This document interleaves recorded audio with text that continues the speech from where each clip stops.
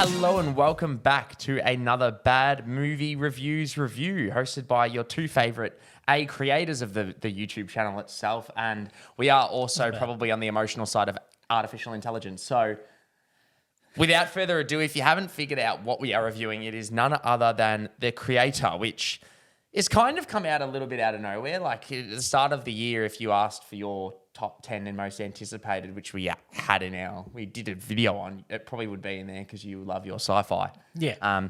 But it is directed by Gareth Edwards, who was at the helm of the 2014 Godzilla and Star Wars Rogue One.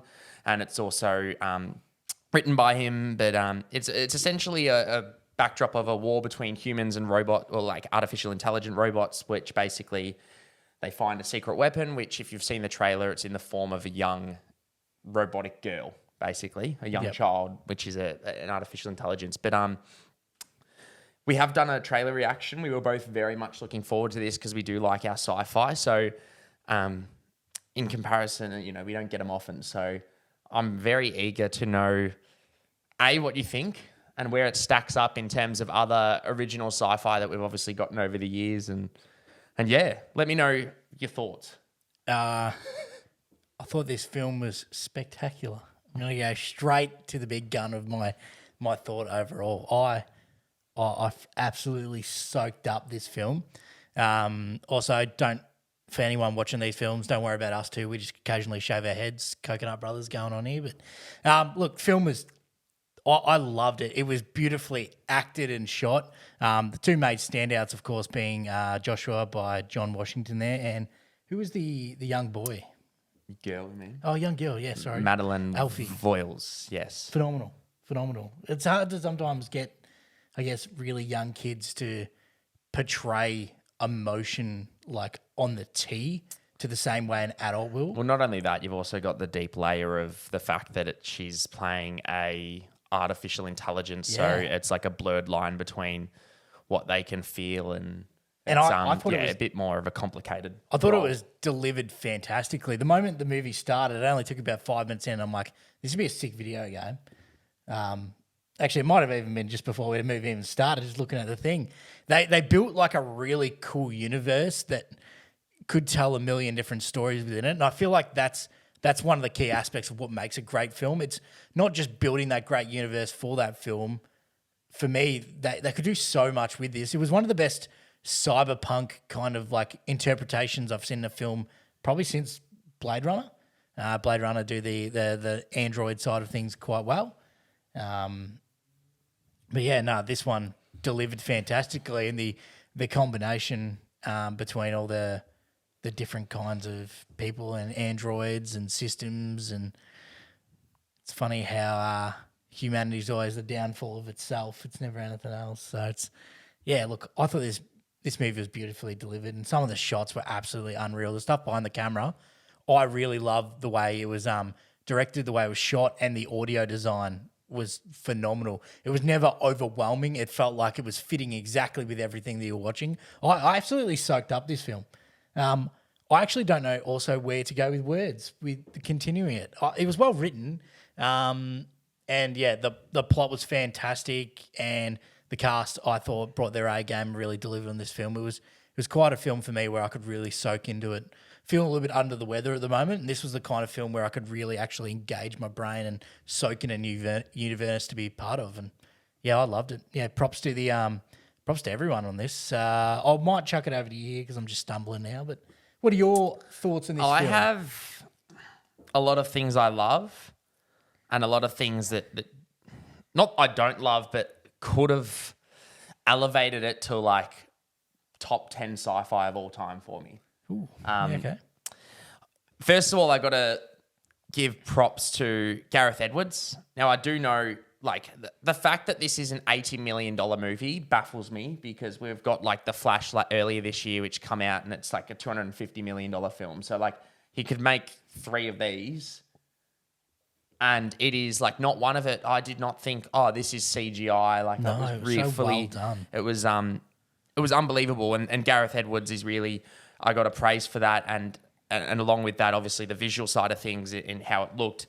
the cinematography was actually unbelievable. You've got Greg Fraser, who did start it, who we know obviously, who has done Dune and the Batman, who obviously recently won a Academy Award for, as well as Dune, and they obviously collaborated on Rogue One as well. But then I know he did have to go and do the cinematography for Dune 2. He was contractually obliged, so he actually had a bit of a protege, they call, and in Oren Sofa. So I got to give him props, as this is probably his first, I guess, big film that he's done. But it is absolutely impeccable, because Gareth Edwards basically completely shot this on a film that me and you could go buy at our local JB Hi-Fi or Best Buy for you in America. Like, it's a $5,000 Canon camera or something. Like, I looked it up and it was... That's messed up. It's disgusting.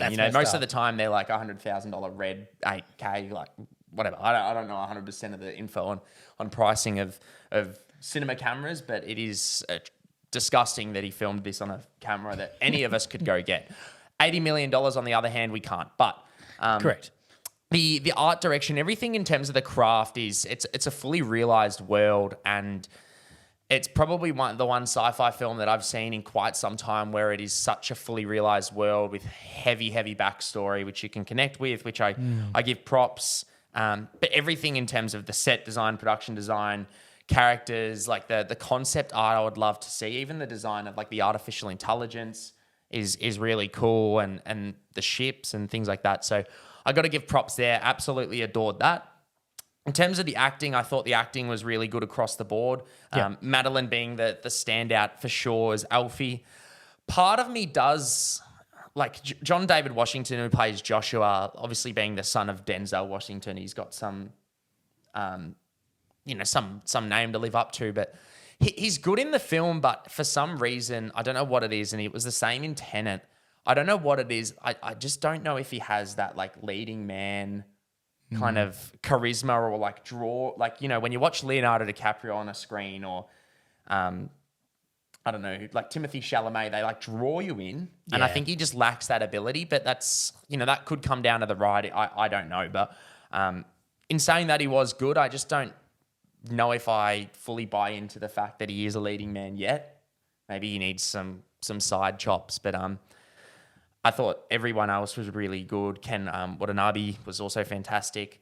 In terms of the letdown side of things, I've probably covered everything that I absolutely adored. In terms of what were a little bit weaker for me, in terms like, because you have such a strong world and such a strong world and such a strong cast, and it draws you in, but the actual score, which is surprised, like the audio design I thought was impeccable, but the actual score itself I thought was quite... something was missing for me. And I looked it up just earlier and I saw Hans Zimmer did it, which baffles me, because I couldn't tell you from one thing, one bit that I actually recognize. Like, I walk out of certain films and I'm like, can know, like you walked out of Oppenheimer with Ludwig and it's like the theme, you're like, it's in my head. Whereas this just didn't have anything. It didn't elevate the film, I should say, in my opinion. Yeah, I think it just complemented it. Yeah, see, it didn't for me. That's what I'm trying to say. I just felt like something was missing in terms of the score. It didn't have that like epic score of even Gareth Edwards' other film, Godzilla, had such a phenomenal score, and even Rogue One. Whereas, and I can listen to the Rogue One, like I can hear the Rogue One score in my head right now. It's memorable. Couldn't and tell you. It's just up there for me. But the only other thing that I think really just didn't quite hit it for me overall was probably the actual story itself. I felt like it was very much in a line with Gareth Edwards' other films like Godzilla and Rogue One, where there's such incredible worlds, such incredible visuals, some great characters, but I felt the film emotionally hollow. And it got probably more on the emotional side towards the end, but it's not sort of a film. When I think of a sci-fi film recently, I think of Blade Runner 2049, right? And you think of, the journey that Ryan Gosling's character goes through, who is obviously artificial intelligence robot or whatever, but like of what it is to be human. It's actually a very similar kind of concept in theory of the story, and you go through that the whole time. You go through that emotional journey with with Ryan Gosling's character. And this film, it kind of just felt, I think it just came down to the story, like the way they've written the story itself, whether it's pacing, but it just felt like it was kind of moments that happened, not like overall a story. It just felt like this happened, and then it was like 5 years later, this. It just kind of felt a little bit choppy, and I kind of disconnected a little bit from the story itself, and it didn't allow me to emotionally invest in any of the characters, really, apart from Alfie, because it was such a strong performance from Madeline. But other than that, I just didn't have that emotional connection with those characters. In saying that, I do think it's genuinely like it's probably not groundbreaking sci-fi, but it's probably one of the best worlds in terms of a sci-fi movie that I've seen in quite some time. And you're right, there are so many stories that they could potentially tell here in this fully realized world, because I don't doubt it. Like, similar to, you look at The Way of Water and the fact that James Cameron, built the world of Pandora first before writing. I can imagine this is a similar situation where it is a fully realized world, but it just that's probably the one thing where it just didn't elevate it for me. And if it had a story where I was emotionally connected, like if I was crying at the end and emotionally like invested in everything that was happening, this would have been like top tier echelon for me in terms of sci-fi films. Like I did love it. I just felt like the story itself just failed to take it to that next level for me, which I have had happen previously with the other Gareth Edwards films. So whether it's he wrote and directed. Maybe it's not great at concluding. Well, the conclusion was actually my favourite part of this film. It did lose me a little bit in the middle. The conclusion I really enjoyed. But like, you think of Godzilla and you think like, oh, the film looked great, and then Bryan Cranston's character died, but then it's just like, oh, let's follow the army. It's not the emotional side of things. I just don't know if he has the chops to write, from what it seems like. It's similar to Rogue One. Like, Rogue One is probably the best written of the three, in my opinion, that I keep referring to, just because you do have that time to develop into the characters, and it is emotional towards the end. Yeah. The only thing is what kind of ruined that for me is you already knew how it was going to end. It was a prequel to how they got the Death Star plan, Unfortunately, so they're all going to die. But Spoilers. if you haven't seen it, it came out like 8 years ago. So Also spoilers. yeah, well, probably not actually. It was probably like 2015, 16, which would be 8 years. Yeah, fuck, we're old. It's been a big day. Yeah, no, I did love it.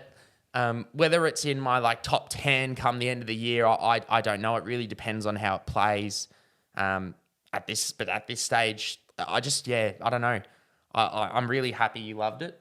It just emotionally, it just didn't fully connect with me, and I just didn't really care about the character. I thought all the characters, literally except as we said, Alfie, were just genuinely awful human beings in terms of the human side of things, which is probably intended. Oh, I think most humans are awful. Yeah, At least which is probably portrayed that way. intended. Yeah, which is probably like definitely for sure intended, but it's just the emotional climax and the emotional closure of the film would have been so much better if along the way you kind of were invested, and it wasn't just like little not cliche, but like it was just like moments that were just perfectly there. Like, this is happening, a fight scene, and then it's like, here's one emotional little droplet that we'll come back to towards the end of the film. It wasn't as if it like built up like a ramp. It was just like a spot, like a Wall Street spy kind of thing. It was like, here's emotion, flatline, like. The whole movie was a Wikipedia summary. Is that what you're saying? Yeah, pretty much. Yeah, this fight happened, emotional. This fight, but no, I got to give it props. I do recommend everyone seeing it still, nonetheless, because I do think it is a great sci-fi world, a great sci-fi film. Yep. And if you are into sci-fi and you're probably not looking for like, a deeper story in terms of things, this is probably right up your alley. That's just, for me, I need that kind of, I need to almost relate and connect to the story. That's just me, but That's fair. I soaked it up. I actually did relate and I actually got choked up a couple of times. yeah, you're a pussy there. Yeah, correct. I'm a little bit ill too. It might have had some effect on that. No, I'm just playing. But no, I do recommend it, and I do think it'll be genuinely a sleeper hit. I think this will do really well in the box office, and I do hope so, because I'm an advocate for film, and I'm an advocate for original sci-fi, and I think this is definitely a good film and definitely worth seeing. Great. Couldn't agree more. Other than that, if you have seen it, which you probably haven't, but let us know what you think below in the comments. Feel free to subscribe. We'll be reviewing Saw 10 tomorrow. So subscribe, look out for that. if you're watching this video, you probably won't want to. It's a completely different audience. But other than that, we'll catch you next time. Thanks, guys.